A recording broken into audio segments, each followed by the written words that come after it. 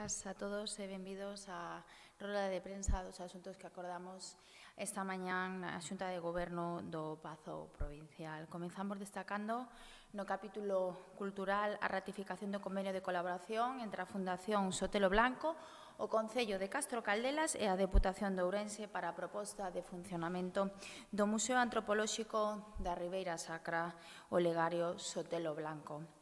Este espazo expositivo terá como obxectivo potenciar o valor cultural e etnográfico dunha das comarcas galegas máis importantes dende o punto de vista histórico e monumental.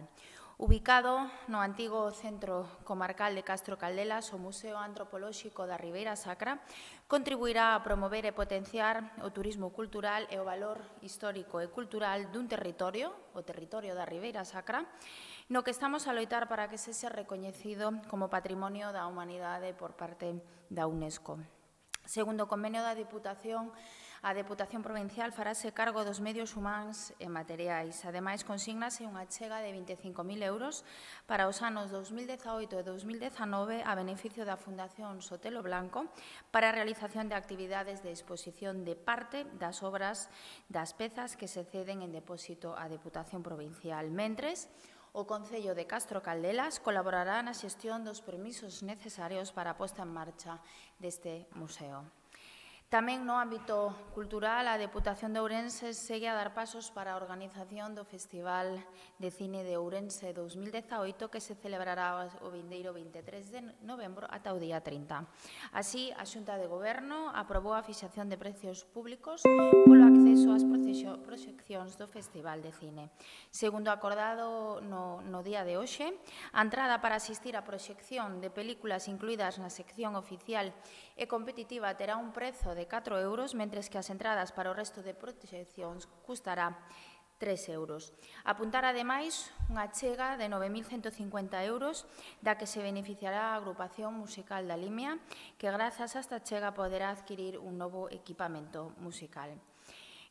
Continuamos agora co apartado de cooperación cos concellos, onde hoxe aprobamos a segunda modificación do convenio entre a Confederación Hidrográfica Miño Sil e a Deputación de Ourense e tamén o Concello de Bande para o financiamento, execución e entrega para o seu mantemento e conservación das obras do proxecto de prolongación de acondicionamento das marxes do río Badella ao seu paso por o núcleo rural de Bande.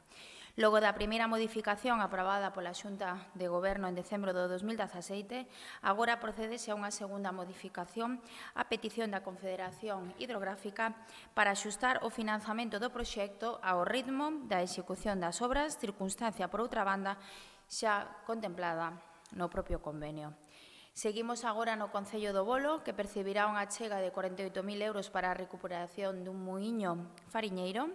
Esta actuación enmárcase nos proxectos de posta en valor do patrimonio cultural deste Concello e se pretende rehabilitar para que amose a tradicional transformación do grao de trigo e centeo en fariña. Tamén, para traballos de rehabilitación, no Concello de Piñor percibirá unha achega de 20.000 euros para acondicionar lavadoiros en Piñor e Arenteiro, así como forno de Guimaraes. E, por outra banda, o Concello de Sarreaos percibirá 15.000 euros para adquirir o equipamento necesario para o velorio de Codosedo. Outra achega máis desta volta, valorada en 6.897 euros, permitirá ao Concello de Xinzo de Limia a instalación dun novo sistema de son no pabillón de deportes, imprescindible tanto para o uso deportivo como para a comunicación de avisos aos usuarios deste pabillón. Esta obra enmárcase na mellora das instalacións deportivas que o Concello está a levar a cabo para garantir unhas novas prestacións de servicios cuns niveis de calidade axeitados ás circunstancias e ao propio Concello e tamén ao nivel de usuarios. Rematamos este apartado de cooperación cos concellos cunha achega ao Concello de Carballiño por un valor de 13.000 euros para a instalación de asentos na bancada no campo de Espiñedo. Esta achega permitirá colocar un total de 712 asentos na grada deste campo.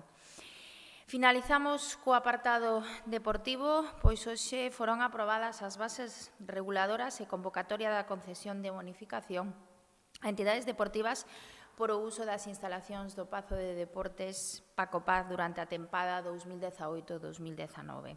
Poderán ser beneficiarios destas bonificacións todas aquelas entidades deportivas que, facendo uso destas instalacións do Paco Paz, realicen actividades que teñan un claro carácter de interese público, social, cultural ou deportivo, non podendo tratarse en ningún caso de actividades que reporten beneficio económico aos solicitantes. O prazo de presentación de solicitudes rematará o vindeiro 30 de novembro.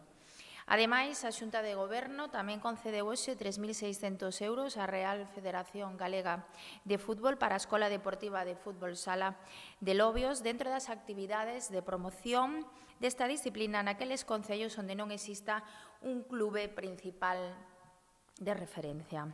E rematamos este capítulo deportivo cunha axuda de 8.000 euros á Federación Galega de Atletismo para o Campeonato de España Sub-20 de pista cuberta celebrado nas instalacións de Expo Ourense neste mesmo ano.